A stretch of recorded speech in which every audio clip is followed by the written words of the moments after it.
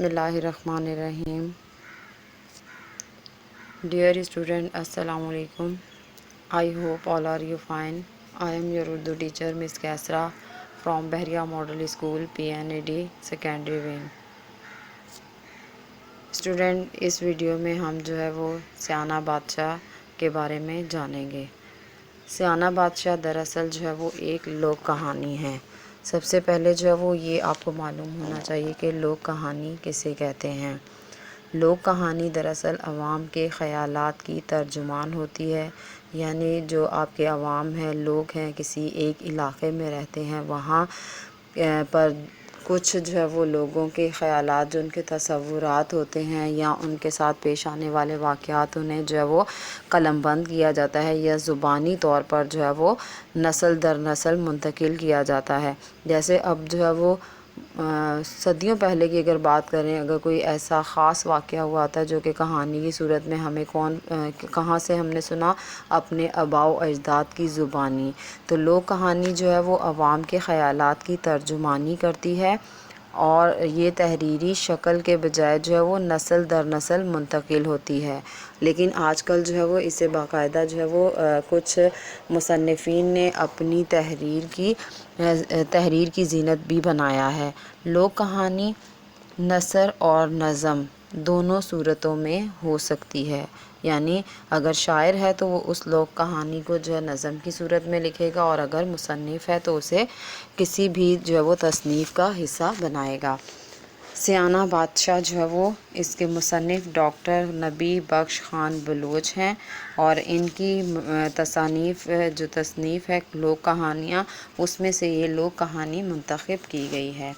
अब मैं मुख्तसरन डॉक्टर नबी बख्श ख़ान बलोच का मुख्तसरन तारुफ़ आपको बताऊंगी। आप जो है वो 1917 में पैदा हुए और 2011 में आपने वफ़ात पाई।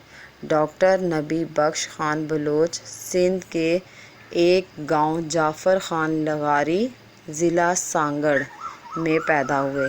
सिंध में पैदा हुए थे। आप अभी 6 महीने के थे कि वालिद का इंतकाल हो गया। आपकी तरबियत वालदा और चचा ने की।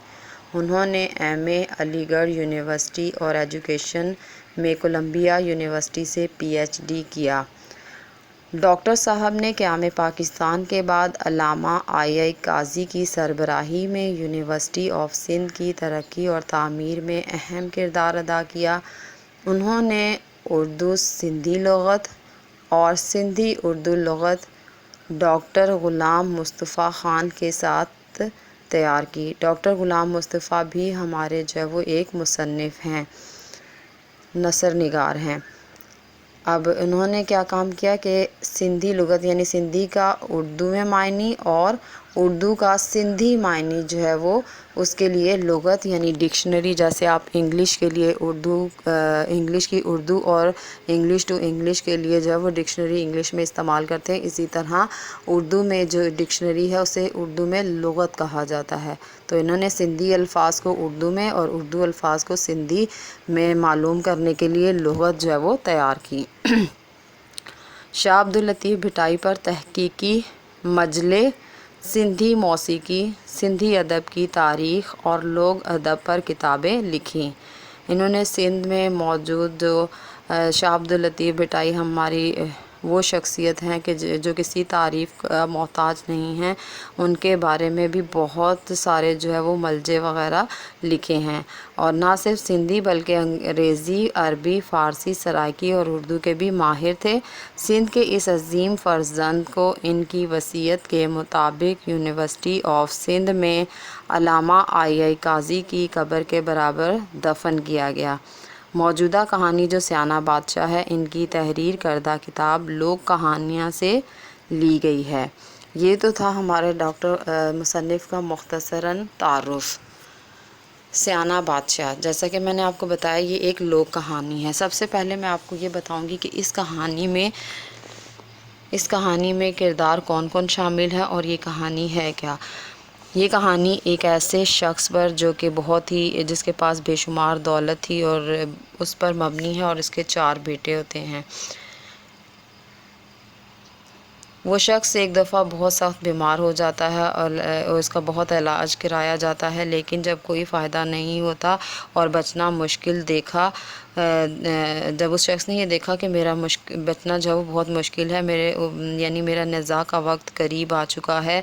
نزاع کا وقت کہا جاتا ہے جب انسان کی روح پرواز کرنے والی ہو، تو اس حالت میں جب اس نے اپنے آپ کو پایا تو اس نے یہ سوچا کہ میں اپنی جائیداد جو ہے تمام اپنے چاروں بیٹوں میں تقسیم کر دوں، کہیں ایسا نہ ہو کہ میرے مرنے کے بعد آپس میں لڑ کر جو ہے وہ یہ بھائی آپس میں جدا ہو جائیں۔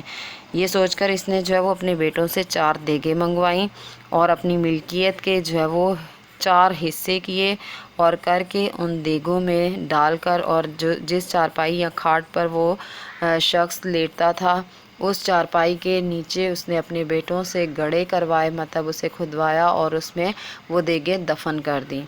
اب ان دیگوں میں کیا تھا، اس میں سے ایک دیگ کے اندر جو ہے وہ اس نے ہیرے جواہرات رکھے تھے، دوسری دیگ کے اندر اس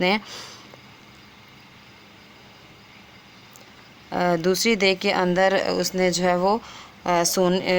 وہ دیگ تھی جس میں جو ہے وہ سونا وغیرہ شامل تھا، اور ایک دیگ ایسی تھی جو تیسری دیگ تھی اس میں مٹھی بھر مٹی تھی، اور جو چوتھی دیگ تھی اس میں کچھ سوکھی ہڈیاں رکھی تھیں۔ جب وہ شخص مرنے کے قریب تھا، مطلب اسے یہ لگ رہا تھا کہ اب میرے پاس مزید زندگی مجھے مہلت نہیں دے گی، تو اپنے چاروں بیٹوں کو بلاتا ہے اور انہیں یہ کہتا ہے کہ میں نے اپنی ملکیت کے حصے کیے ہیں اور وہ میں نے اپنی کھاٹ کے چاروں پایوں کے تلے گاڑ دیے ہیں۔ جب اس شخص کا انتقال ہو جاتا ہے اور اس کے بعد جو ہے وہ بیٹے جو ہے وہ اپنا حصہ جو ہے وہ مقرر کر لیتے ہیں، یعنی قرعہ اندازی کرتے ہیں اور اپنا پایا مقرر کر لیتے ہیں، اور پھر اس کے بعد جو ہے وہ اس پائے کو کھود کر نیچے سے جو ہے وہ دیگیں نکال لیتے ہیں۔ جب وہ دیگیں کھولتے ہیں تو ایک بیٹے کے حصے میں جو ہے وہ ہیرے جواہرات آتے ہیں، دوسرے کے حصے میں سونے سے بھری دیگ آتی ہے، تیسرے کے حصے میں جو ہے وہ مٹھی بھر مٹی آتی ہے، اور چوتھے کے حصے میں چند سوکھی ہڈیاں آتی ہیں۔ جن کے پاس ہیرے اور جو ہے وہ سونے کی دیگیں آتی ہیں وہ تو بہت خوش ہوتے ہیں، لیکن جن کے پاس مٹی اور ہڈیاں آتی ہیں وہ ناخوش ہوتے ہیں، اور ان چاروں بھائیوں میں تکرار ہونا شروع ہو جاتی ہے۔ جو 2 بھائی جن کے پاس کچھ بھی نہیں آتا وہ یہ کہتے ہیں کہ ہمیں بھی اس میں سے حصہ چاہیے۔ جب ان کی تکرار بڑھ جاتی ہے تو ان میں ایک شخص جو دانا ہوتا ہے، مطلب دانا عقل مند شخص ہوتا ہے، وہ یہ کوشش کرتا ہے کہ ان کے درمیان صلح کروائی جائے، فیصلہ کروایا جائے، تو وہ انہیں اپنے ملک کے بادشاہ کے پاس لے جاتے ہیں، کیونکہ بادشاہ بہت زیادہ عقل مند اور انصاف پسند تھا۔ بادشاہ جو ہے وہ ان کا پورا معاملہ سنتا ہے، سننے کے بعد جو ہے وہ ان سے یہ کہتا ہے کہ تمہارے باپ نے بالکل صحیح فیصلہ کیا ہے، جس کے پاس ہیرے آئے ہیں، ہیرے جواہرات، وہ ہیرے جواہرات لے، جس کے پاس سونے والی دیگ آئی ہے وہ سونا لے، اور جسے مٹی کی دیگ ملی ہے وہ باپ کی زمین سنبھالے، اور جسے ہڈیاں ملی ہیں وہ چوپائے یعنی مال مویشی کا مالک ہے۔ بادشاہ کا فیصلہ سن کر جو ہے وہ چاروں بھائی بہت خوش ہوتے ہیں اور بادشاہ کی دانش اور دانائی کی تعریف کرنے لگے۔ اس سبق کا مرکزی خیال بھی اس بات کے گرد گھومتا ہے کہ جائیداد، زر اور زمین ایسی مادی چیزیں ہیں جو مرنے کے بعد ورثہ میں لڑائی جھگڑے کی وجہ بنتی ہیں۔ اس لیے ضروری ہے کہ والدین اپنی اولاد کی بہبود کی فکر کرتے ہوئے مرنے سے پہلے اپنی زندگی میں ہی انصاف کے ساتھ جو ہے وہ جائیداد اپنی اولاد میں تقسیم کر دے۔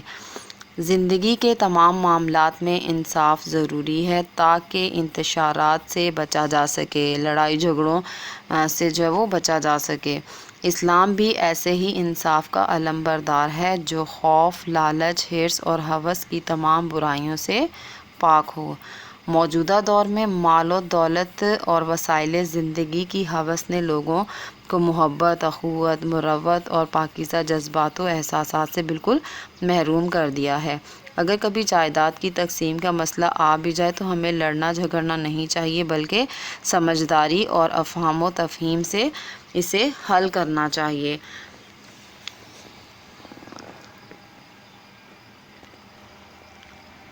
کیونکہ اتحاد و اتفاق سے زندگی بسر کرنے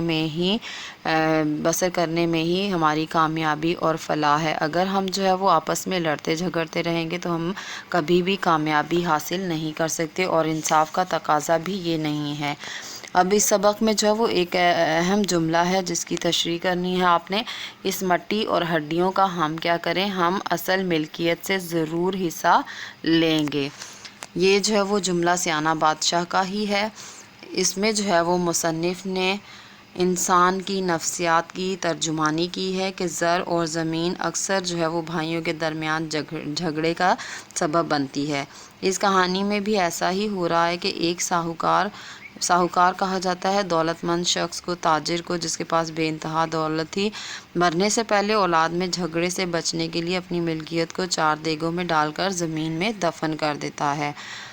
اب جن کے پاس جو ہے وہ ہیرے جواہرات اور سونے کی دیگیں آتی ہیں وہ تو بہت خوش ہوتے ہیں، لیکن جس کے پاس مٹھی بھر مٹی اور چند ہڈیاں آتی ہیں تو وہ بہت زیادہ ناخوش ہوتے ہیں اور آپس میں لڑتے جھگڑتے ہیں۔ اس جملے میں اسی تکرار کا ایک نقطہ بیان ہوا ہے کہ ہم اصل ملکیت سے ضرور حصہ لیں گے، یعنی جو اصل ملکیت ہے ان کے نزدیک ہیرے جواہرات تھے اور سونا چاندی، تو وہ مٹی اور جو ہڈیاں ہیں ان کا مطلب نہیں سمجھے تھے کہ ان کا مطلب جو ہے وہ کیا ہے، تو وہ آپس میں لڑتے ہیں اور تکرار کرتے ہیں، اور یہی تکرار اس جملے میں بیان کی گئی ہے۔ چند لمحوں پہلے جو بھائی جن میں بہت زیادہ محبت تھی وہ چلی گئی اور مال کی محبت جو ہے وہ درمیان میں آ گئی۔ اب اس کے سوالات دیکھیں۔ اس کے سوالات میں پہلا سوال ہے، ساہوکار نے اپنے بیٹوں میں ملکیت کس طرح تقسیم کی؟ ساہوکار نے 4 دیگیں منگوائیں اور اپنی ملکیت کے حصے کیے، کچھ ایک میں، کچھ دوسری میں، اور اسی طرح جو ہے وہ چاروں دیگوں میں کچھ نہ کچھ اس نے ڈال کر چاروں دیگیں جو ہے وہ جدا جدا اپنی کھاٹ کے چاروں پایوں تلے گاڑ دیں۔ یہ اس کی ملکیت تقسیم کرنے کا طریقہ تھا۔ اس کے بعد جو دوسرا سوال ہے، ساہوکار کے 2 بیٹے کس بات پر ناراض ہوئے؟ ساہوکار کے 2 بیٹے اس بات پر سخت ناراض ہوئے کہ ان کے حصے میں صرف مٹھی بھر مٹی اور 4 سوکھی ہڈیاں آئی ہیں۔ نیکسٹ سوال جو ہے وہ یہ ہے، چاروں بھائی فیصلے کے لیے کس کے پاس گئے؟ چاروں بھائی فیصلے کے لیے بادشاہ کے پاس گئے۔ بادشاہ نے کیا فیصلہ کیا؟ بادشاہ نے جو ہے وہ یہ فیصلہ کیا کہ تمہارے باپ نے بالکل درست فیصلہ کیا ہے، ہیرے جواہر والا ہیرے جواہر لے لے، سونے والا سونا لے لے، جسے مٹی کی دیگ ملی ہے وہ باپ کی زمین سنبھالے، جسے ہڈیاں ہاتھ آئی ہیں وہ چوپائے یعنی مال مویشی کا مالک ہے۔ اس کے بعد نیکسٹ سوال ہے، اس کہانی سے ہمیں کیا سبق ملتا ہے؟ اس سوال کا جواب آپ لوگ خود لکھیں گے، کیونکہ آپ جب یہ کہانی پڑھیں گے تو ہر ایک کی اپنی اپنی رائے ہوگی۔ میرے نزدیک جو ہے وہ اس کا مرکزی اس کہانی سے جو ہمیں سبق ملتا ہے وہ یہ ہونا چاہیے کہ ہمیں ہمیشہ اتحاد و اتفاق سے رہنا چاہیے، کیونکہ اتحاد و اتفاق میں بڑی طاقت ہے۔ سخت محنت اور توجہ سے کام کرنا چاہیے اور ہمیشہ عقل اور دانائی سے کام لینا چاہیے، کیونکہ دنیا کی جو مادی چیزیں ہیں اگر ہم ان کی ہوس میں مبتلا ہوں گے تو ہمارے درمیان لڑائی جھگڑے تنازعات جو ہے وہ پیدا ہوں گے، ہماری زندگی میں انتشار ہی انتشار ہوگا۔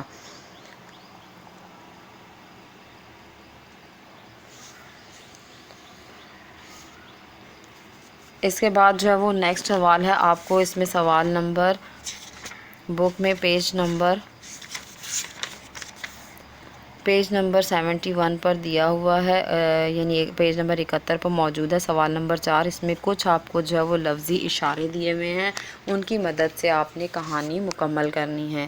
جیسے اس میں سبکت الدین جو ہے وہ ایک حکمران سلطان تھا، اس کی کہانی بیان کی گئی ہے، اور جو ہے وہ اس کے علاوہ جو ہے وہ شکار ہے، ہرن کا بچہ، پیچھے دیکھنا، ہرنی، رحم چھوڑنا، خواب، بزرگ، سلطان، موت، انتخاب اور تخت، یہ وہ الفاظ ہیں جن کی مدد سے آپ نے کہانی لکھنی ہے۔ اس میں سبکت الدین جو ہے وہ ایک سلطان ہے اور اس کا غلام جو ہے وہ سبکت الدین کے ساتھ شکار پر جاتا ہے، تو غلام جو ہے وہ ہرن کے بچے کا شکار کرتا ہے۔ تو اس کے آگے جو ہے وہ کہانی آپ خود لکھیں گے کہ آگے کیا کہانی بنے گی، اس میں الفاظ جو ہے وہ آپ کے پاس موجود ہیں۔ یہ تو آپ کا جو ہے وہ ہوم ٹاسک ہو گیا۔ امید ہے کہ آپ کو یہ سبق سمجھ آیا ہوگا۔ اب آپ نے یہ کرنا ہے کہ اس کا کام اپنی فیئر کاپی پر لکھنا ہے۔ Stay home, stay safe. Okay student, thank you so much. اللہ حافظ۔